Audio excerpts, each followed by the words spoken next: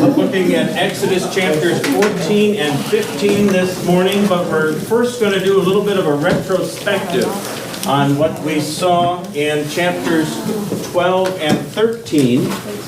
In 12 and 13, we were looking at the Passover meal. And along with that Passover, there is the Feast of the Unleavened Bread. And I want us to take a moment and think about what we saw there and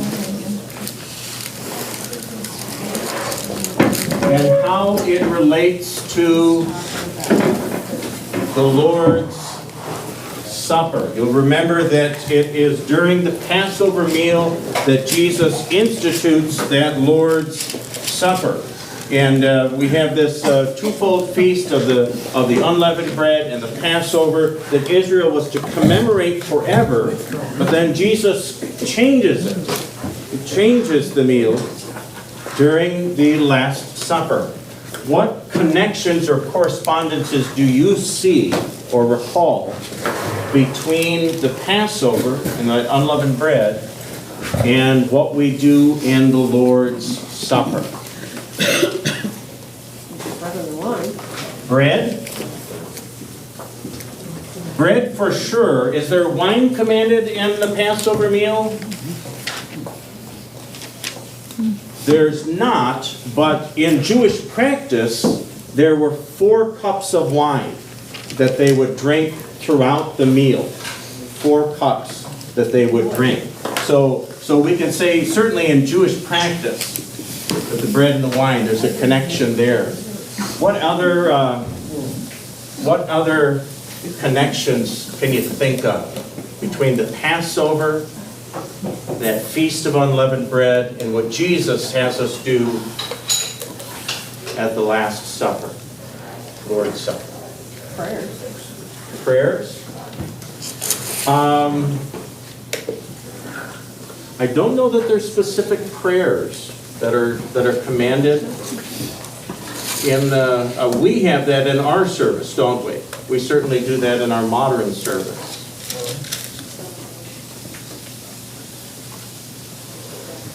As for forgiveness, Okay, in the New Testament especially, there's an emphasis on forgiveness. The word we might use instead of forgiveness is redemption. Redemption, because that's what Israel is celebrating in the Passover, that God has redeemed them by leading them out of Egypt. And in the New Testament, we're celebrating that redemption we receive through the blood of Christ. Yeah, so that would be a good connection between the two. It says no foreigner should receive, so would that be like someone unschooled coming in here and taking communion? Okay, so there's limits, isn't there? There's limits put on the practice in both the Old Testament meal and the New Testament meal. When Jesus says to the guys in the upper room, drink of it, all of you, he's speaking to people who are his disciples, aren't they? They've been following and they've learned with Jesus. They've gone through a time of teaching with him. So there's an example. The blood is a sacrifice and the wine is blood. Okay, a blood sacrifice. Blood offering connects the two, I would say. Yeah, now you guys it took you a little bit to warm up here. I think it's chapter. But you're getting it. Chapter 12 is the Passover. You have 14 and 15. I didn't. Oh, yeah, that's what we're going to study today. I wrote that first. I apologize if I'm throwing you off. What I was trying to correct was we went through the whole thing about Passover and unleavened bread, and we didn't talk about the sacrament. And the one points forward to the other, and I thought it was important that we start that way this morning. We're told to remember. Oh, the remembrance. The remembrance is there. Very good. Yeah, Israel was to celebrate this forever, and Jesus takes it and he changes it. He transforms it, and we're continuing to celebrate it. What are we going to call it in heaven when we're celebrating this? The marriage feast of the Lamb. Revelation speaks this way. I think it's about chapter 19. Talks about the eternal feast or banquet that's going to be taking place in heaven. Okay. Any other thoughts on this? This is a great list. You guys are cooking with gas now. Looking good. All right.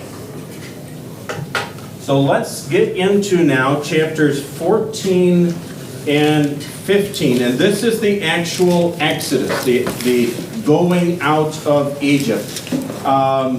Let's see, they're going to go out and they're going to camp for a little bit. We're going to skip a couple names there. Baal Zephon, and toward the end of that passage, Pi Hahiro are two Egyptian names that occur in the text. Would someone read for us verses 3 through 9? Verses 3 through 9 in chapter 14.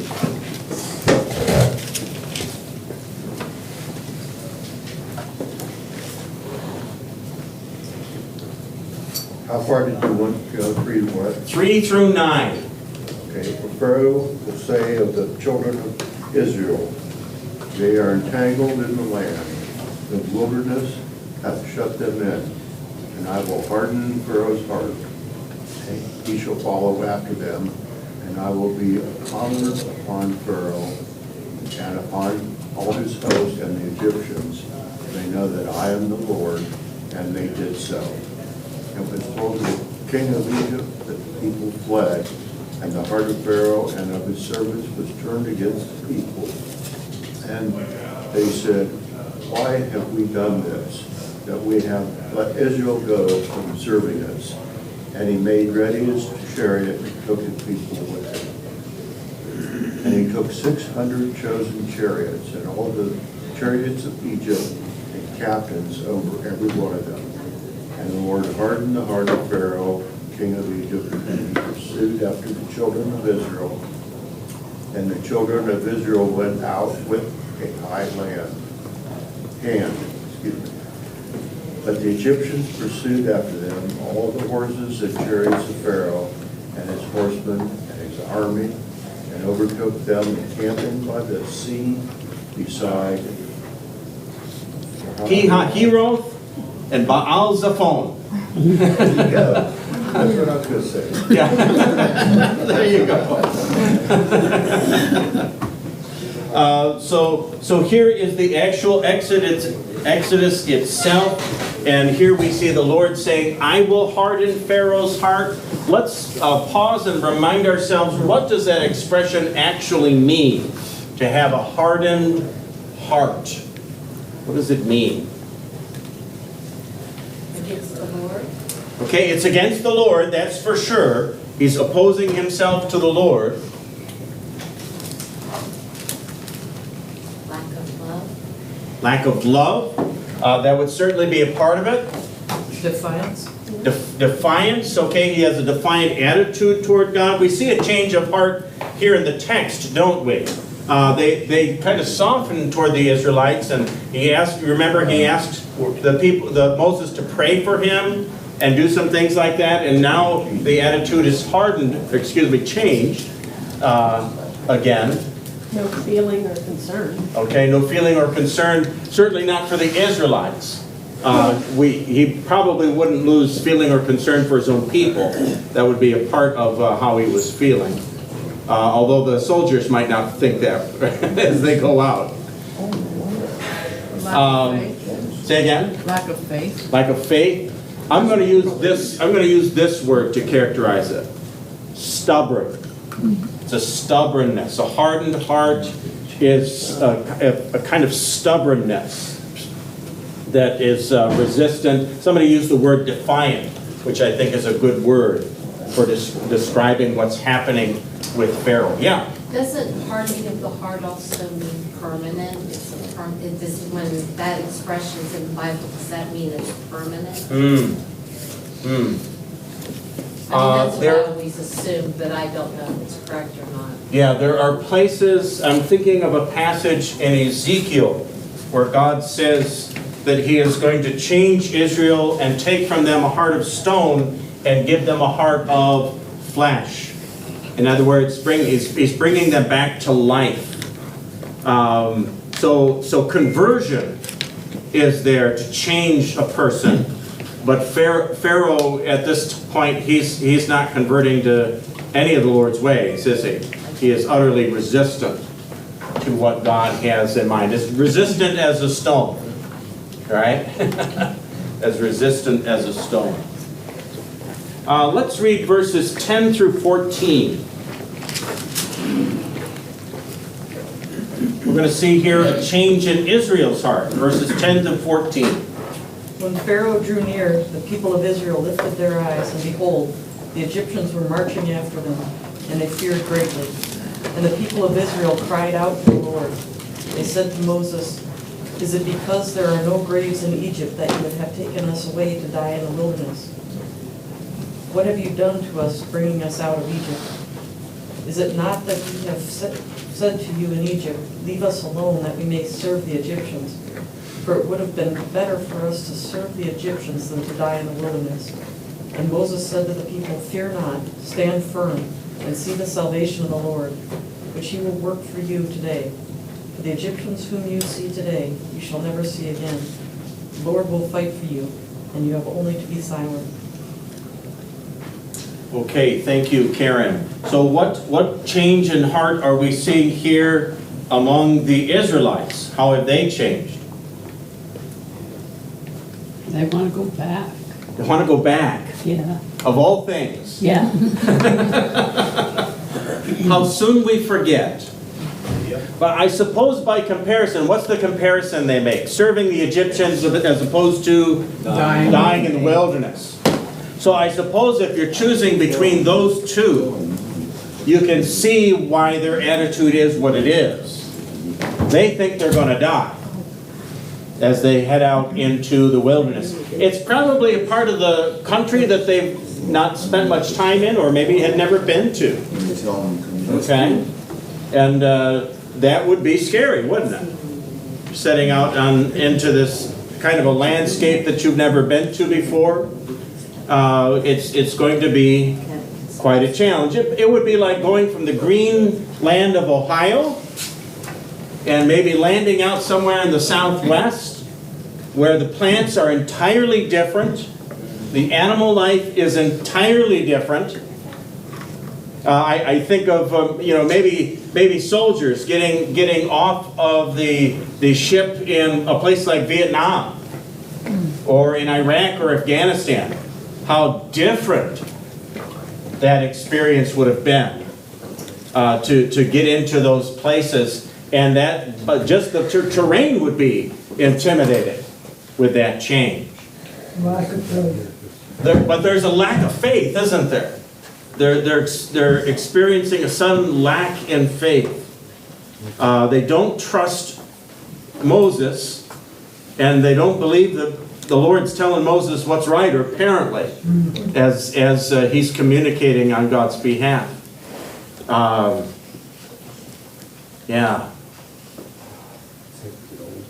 These things ever happen in our lives, Mike? They just witnessed the plague and all of they went through there. You would think that by that time that they would have some faith in God for doing that part. Yeah. It's amazing with miracles, how helpful miracles can be for convincing and turning someone's mind, and then how easily, when things get difficult, they get ignored or overlooked. You think even of the example of somebody like Judas, who followed Jesus all those years through his ministry, saw him do one miracle after another, and still had a change of heart, didn't he, against the Lord Jesus. So it's not impossible, I think, that Israel would see all of this activity by the hand of God, and they would still, once things get difficult, once it gets hard, our instinct is to start finding fault, isn't it? Assigning blame and complaining. That's a human instinct, I think, to do. And Israel falls right into it. Let's see. What qualities does Moses urge upon them? What is Moses trying to bring out of them? Let's skim back through those verses and see what it is. Let's see, verse 13, we see Moses talking to the people. What's he telling them they should be doing? Fear not. Fear not. So he starts with the problem of fear. Stand firm. Okay? Get your heart shouldn't be hard, but maybe your legs should be, huh? Get solid here. Yeah, the Lord is going to fight for you. You have only to be silent. Silent. Right? Psalms, it says, be still and know that I am God.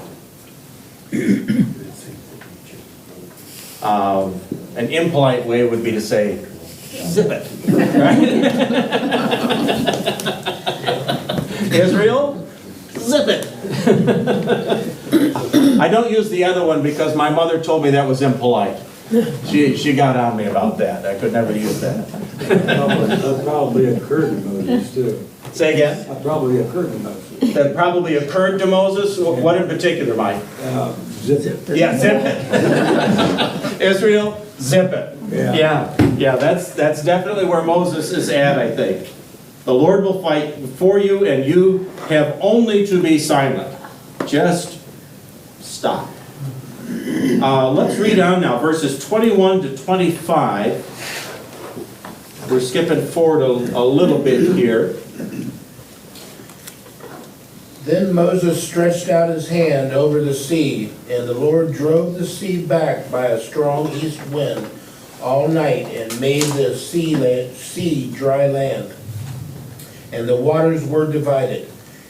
And the people of Israel went into the midst of the sea on dry ground, the waters being a wall to them on their right hand and on their left. The Egyptians pursued and went in after them in the midst of the sea, all Pharaoh's horses, his chariots, and his horsemen.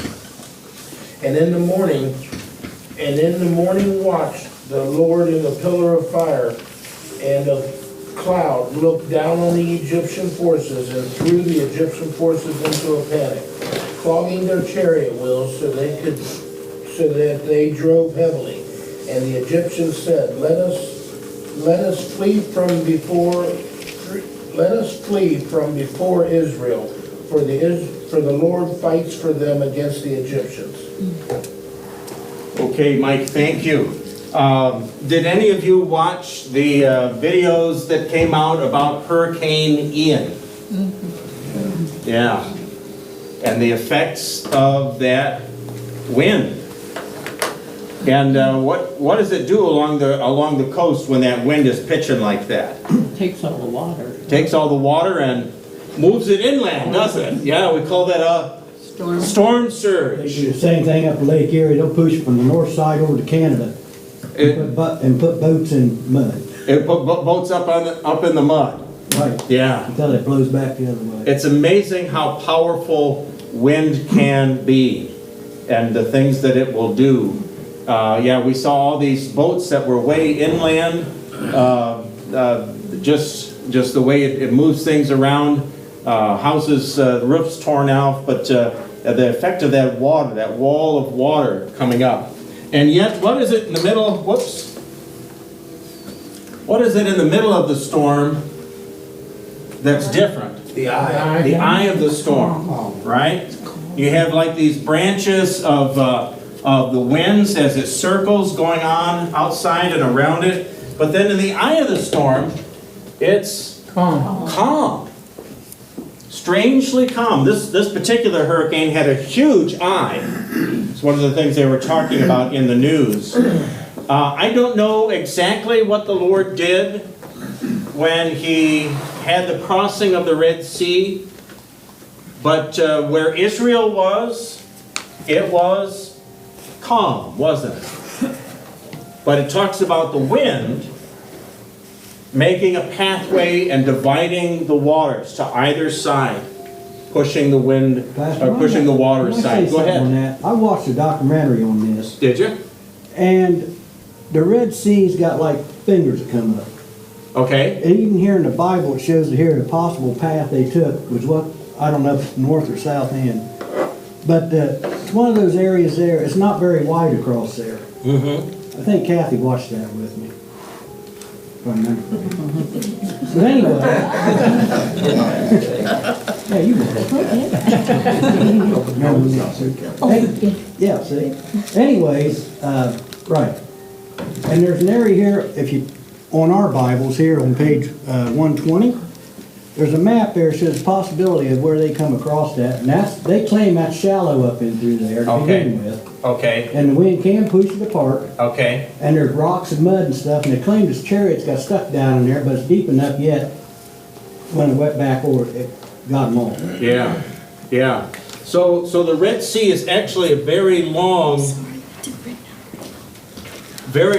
body of water. It actually is running down an earthquake fault. That whole thing is an earthquake fault there in that part of the world. And then up here, there's this peninsula, that's Sinai.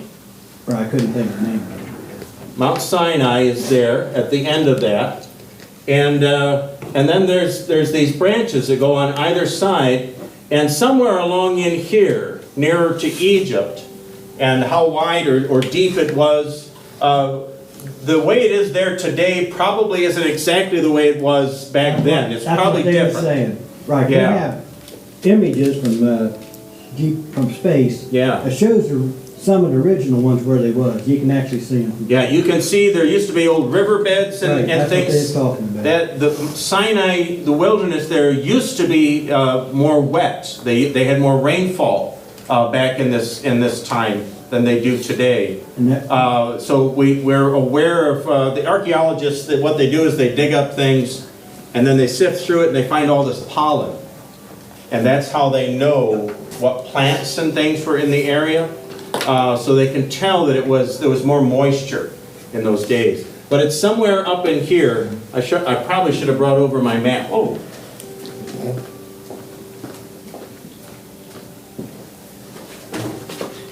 Talk amongst yourselves.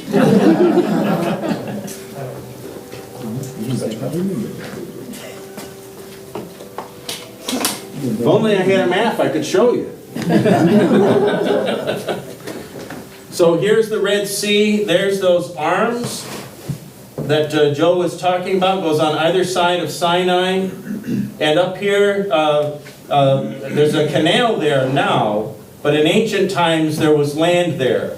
And somewhere out in here, and based on the names that are used in things, the folks have studied this, and somewhere up here God divides the sea and lets Israel go through. Where they go through, they can walk, it's safe, but somehow there were winds that were strong enough to divide that water, okay? And we certainly see in the effects of a hurricane that wind can do that, can't it? It can carry that out and move that water aside. So Israel was able to cross in a safe way. The other thing that happened, I'll move this out of the way here.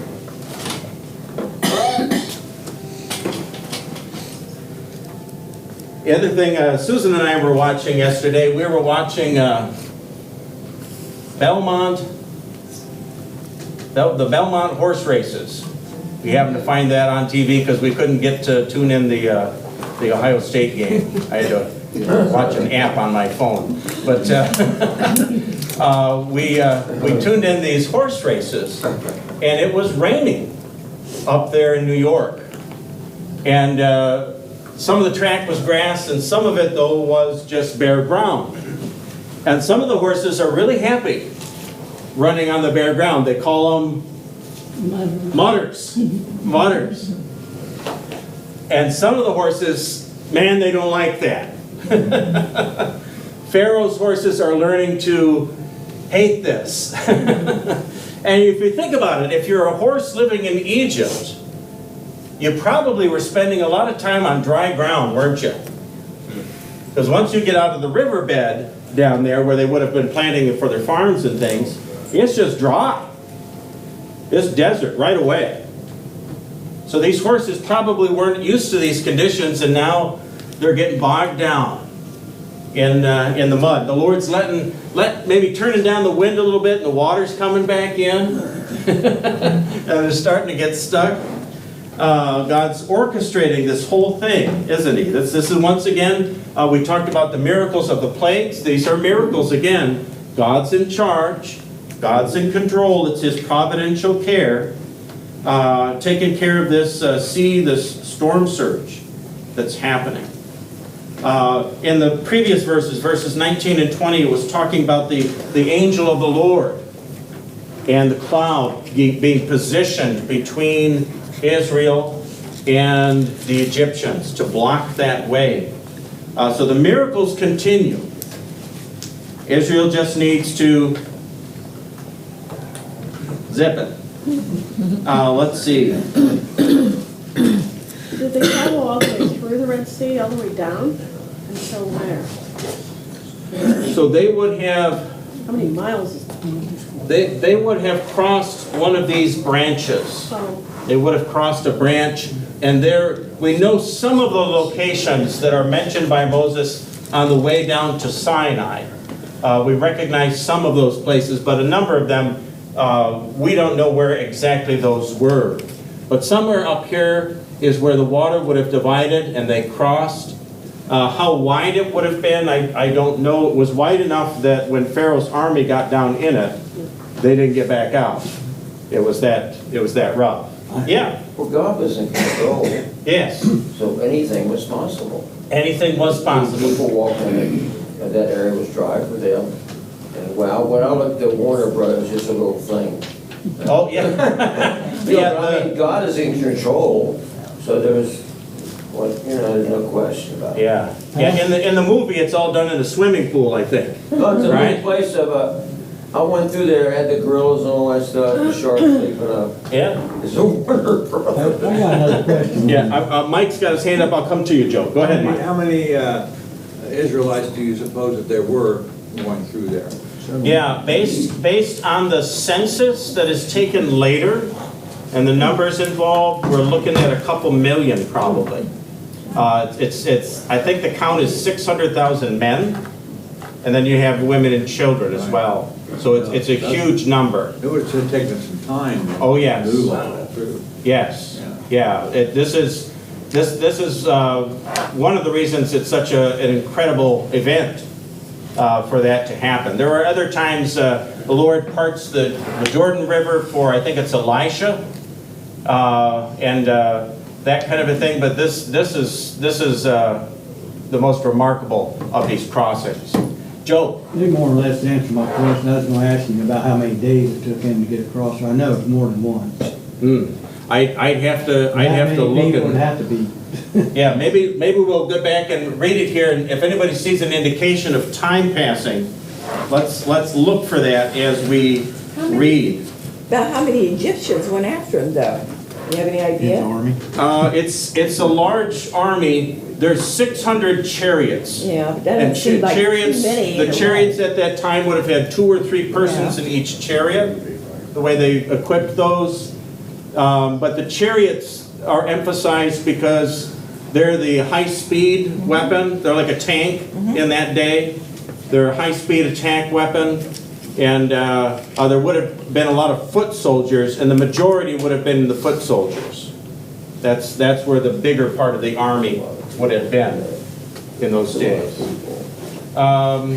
Let's see, verses 26 to 31. 26 to 31. Someone read that for us.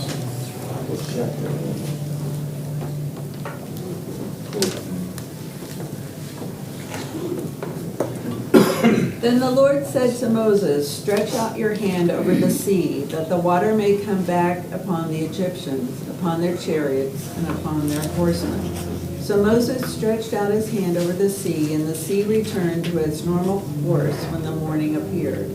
And as the Egyptians fled into it, the Lord threw the Egyptians into the midst of the sea. And the waters returned and covered the chariots and the horsemen. Of all the host of Pharaoh that had followed them into the sea, not one of them remained. But the people of Israel walked on dry ground through the sea, the waters being a wall to them on their right hand and on their left. Thus the Lord saved Israel that day from the hand of the Egyptians, and Israel saw the Egyptians dead on the seashore. Israel saw the great power that the Lord used against the Egyptians. So the people feared the Lord, and they believed in the Lord and in his servant Moses. What changes Israel's heart? Here. Seeing the strength of God. Seeing the power of God, okay, the unfolding of the miracle. Something else they see on the seashore. It's not seashells. Dead people. Okay, the bodies of the Egyptians. Yeah, they see those bodies of the Egyptians. Can you imagine walking through the Red Sea and the water's over on your side here? You can see it. It's probably a very wide crossing. If you think of it as people walk in single file, that would have taken a month, you know.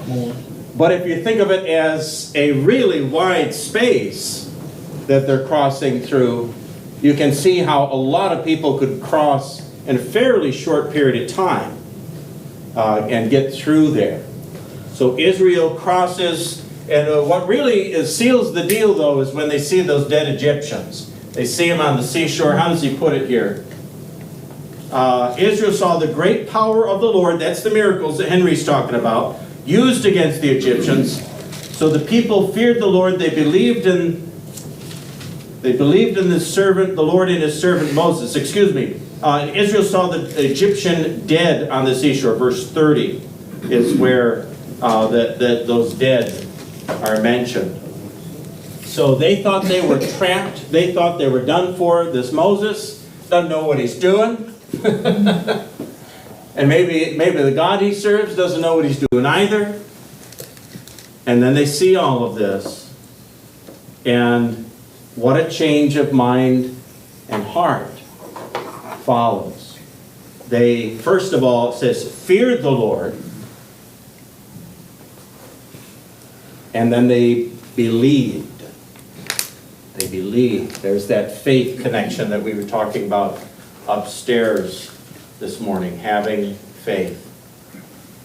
How many miracles did it take for Israel to get to this point where they feared the Lord and believed in him? Took all the plagues. Took all the plagues, that's 10. A good dozen anyway. Yeah, it's at least a dozen. Yeah. Why does it take so long? You have to have so many people die before somebody understands. Yeah. Yeah. That's the way it is today. Pillar of fire. I mean, Pillar of fire, pillar of cloud. Manna from heaven. The manna, oh, that hasn't come yet. We're going to get manna later. Oh, okay. Sorry, I swallowed it. Diane's giving it all away. The parting of the sea would be enough for me. The parting of the sea, seeing that, Enough for me. seeing that Not 15 happen. more miracles, Yeah. that'd be enough. You think that'd be enough? I know it would be. Okay. All right. How quickly we can forget, though, isn't it? Yeah. Yeah. The crossing of the sea had to be a miracle. miracles, Yeah. but they didn't trust God for another one time. Yeah. That God was going to take the next step. Yeah. You think of St. Peter in the New Testament. Says to Jesus on the night when he's betrayed, he says, Lord, I'll follow you no matter what, right? I'm with you, Jesus. And he's been a witness to all of these things that Jesus has been doing. He's even seen the dead raised. And then when he's isolated from Jesus, Jesus is arrested and he's isolated from him. Don't know the guy. be confronted. Yeah, when he's confronted and he doesn't have Jesus there by his side, he's like, I don't know him. So our hearts can be fickle, can't they? We're not that much different from these Israelites. Seeing the hand of God in our lives, and yet wondering, God, are you really there? God, are you really doing this? God, is this in your hands? Let's say I think the crossing of the sea, Red Sea, would be a miracle too. Crossing, the people all crossing. Getting across in good order. Yeah, with that many people. That would be, they must have had them walking by groups or something. We know later they do, I'm giving away like Diane is. Later they get them real organized. Yeah. But at this point, I don't know if they're that organized, but somehow they all get across. Yeah. And it's not only trusting God, I mean, they had to trust Aaron and Moses first as instruments of God. Yeah. You know, you think a couple million people with no social media trying to figure this all out is, So yeah, a lot of the information would have been spread through a big crowd, wouldn't it? Yeah, because you don't have no speakers. You know? But you're seeing what's You happening. can't send out a mass email. Yeah, the communication, you can what's see. happening, the water separating, if it's 50 million. They would have seen that, You'll you're see saying, the Jim. water. Yeah, That'll give you some idea what's, yeah. So yeah, they would have seen that. They would have known about the plagues, of course, and the things happening with that. I guess Yeah. I'm saying it just took them a while to figure it all out, I guess is what I'm Okay. saying. Yeah, if you have 2 million people communicating by word of mouth, Yeah. with that many people, that would take time. Well, it's like Yeah. the thing, you start something, you put people in a line, you say something, you send it down, by the time Yeah. it gets down to this, it Yeah. isn't the same as it started over there. Were they doing that in youth group when you went through? Jim's shaking his head, yes. I was gonna say, that plus they had to panic too, when they saw the soldiers coming. Oh, yes, they were panicked. Who knows what they would, they even went into the sea Yeah. without it being part of it. Yeah, Because look at some of the places where you've seen people trampled to death just from a gunshot or something like that. yeah. Yeah. So I would think they would panic a little bit, Oh, sure. and that many people had to calm them down somewhere along the way. And the Yeah. Lord probably took care of that. I was over in the house yesterday, working on something, and all of a sudden, one of those creepy crawlies with all the legs ran by. You know what I'm talking about? Now, I didn't scream like a little girl, but I did jump back. I did jump back. It's easy, panic is an immediate, it's an instinctive emotion, isn't it? Yeah. It's instinctive.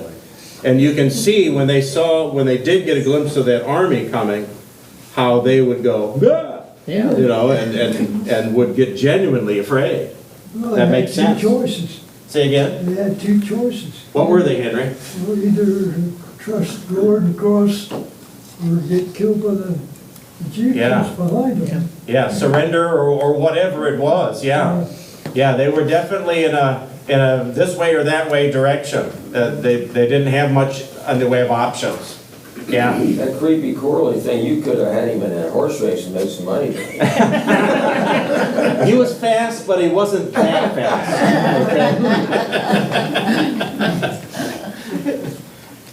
You didn't run him against any of them horses he's watching up. Oh, you could set up a new kind of race, Jim. Everybody bring your own bug, right? See if you can get them to run in a straight line. Mike, go ahead. Now, we was looking for signs of a time frame, but it says in verse 30, thus the Lord saved Israel that day. Ooh. But does that mean that, did it just begin that day? Because it does seem like it would take a lot longer than a day to get that many equipment and people and Okay. everything through there. So the word day in the scripture can be a general reference of at that time. It can have that sense, but it does mention a morning, I think, in the morning, because it sounds like they were crossing at nighttime. Yep. Is that what you're seeing, John? Yeah. Yeah, they're crossing at night. So this is the thing to imagine, I think. Where's my pen? So here is the arm of the sea, and instead of imagining it's a like a corridor like that that's really narrow, imagine a broad corridor. Okay, so that they can cross in huge numbers at once. I think that's the thing to envision when you think about the crossing of the Red Sea and what it would take. Somebody told us, how many people in the horseshoe? How many people there? About 105 on a given Sunday. About 105, about 100, so let's say 100,000. So 2 million would be, how many times that? Say again? 20? 20 times that. It's amazing how fast that stadium can empty when the people start going. It's usually at halftime, they start disappearing. That's what I noticed when I was there. They have all their animals. So if people are organized and they're ready to go, you can move a lot of people in short order. And they have animals with them as well. Luggage. Children. Children. Children, yeah. Babies probably being born along the way. Always think of the worst, are we? Throw them in the back of the cart. Yeah, we'll take Jim's comment and we'll do chapter 15. I'm just gonna say if God was in charge, he could move them. Okay. It would be a different situation than just walking through there. If you had that many people, God would move them. Okay. You don't know. Yeah. Yeah. You know? Yeah. We can't leave out the If God was miraculous in here, charge can to we? do this, His chosen people, nothing was impossible. Yes. You're a man of faith, Jim. No, I mean, I don't know about that, I wish it was better. Well, I think you're seeing it with the right eyes. No, I mean, You're seeing it with the right eyes. God's in charge, God's managing this, and we see the good success from it. I think that makes sense. Let's see, we were going to do chapter 15, but maybe we should save that for next time. Because we've had more conversation. I got started a little bit late too. Any other questions or comments? We'll maybe end with any discussion somebody might have about this crossing of the Red Sea. It's probably the biggest, apart from the creation, it's probably the biggest wow miracle of the Old Testament. There's nothing else like it. And Israel talks about it again and again. If you go through the rest of the Old Testament, they're always looking back and saying, remember how God delivered us. Remember how God delivered us. And they're reminding each other to trust that He can deliver us now. Okay? Trust that. Noah's Ark is pretty big too. Noah's Ark. Okay, good example. Good example, Mike. That's a global one, in fact. Yeah. So we might even say that after the creation and the Noah's flood, the Exodus is the biggest one. Yeah. And saved more people. Noah's flood or Noah's Ark only saved 8. This one we've got maybe 2 million people leaving from Egypt. Yeah. Other questions or comments? Mike, or excuse me, Brian? You insulted. I insulted you. I think you just insulted him. What do you have, Brian? To say if it was God's will, the Israelis could have gone right back into Egypt and taken over the country because the whole army was destroyed. Yes. That wasn't the plan, though, was it? Wasn't the plan. Yeah. So He wanted to bring them into the land that He promised to Abraham and Isaac and Jacob. That's where we're going to be going here in the events and discussion following the Exodus. Gets all focused on what we call the covenant, which is an agreement that God is making with Israel, and we'll be looking at that in some fair detail up through I think chapter 24. Yeah. And then they turned on God again, and He dropped the 10 Commandments down. Oh, yes. They were making the golden calf. Yes. Figure 2 million people doing that'd be, they just rebelled Yes. again. So the rebelliousness that we're seeing in Israel, the questioning and the complaining, this is just the tip of the iceberg, so to speak. In my devotions right now, I'm reading the book of Numbers. And Numbers is one rebellion after another, where Israel, one group or another, rises up and makes these accusations or complaints. Even Moses' own brother and sister complain against him. It just happens again and again. It takes a long time. They're in the wilderness for about 40 years. It takes a long time to make a nation. Well, you'd think that they saw the miracle coming across the Red Sea, and all the miracles of getting them where they were, they believe that they done it. So it's like, you saved me this way, I got this done, I'm okay, I'll go against you. Okay. Well, manna is another one. Yeah. Now you're doing what Diane was doing, talking about that.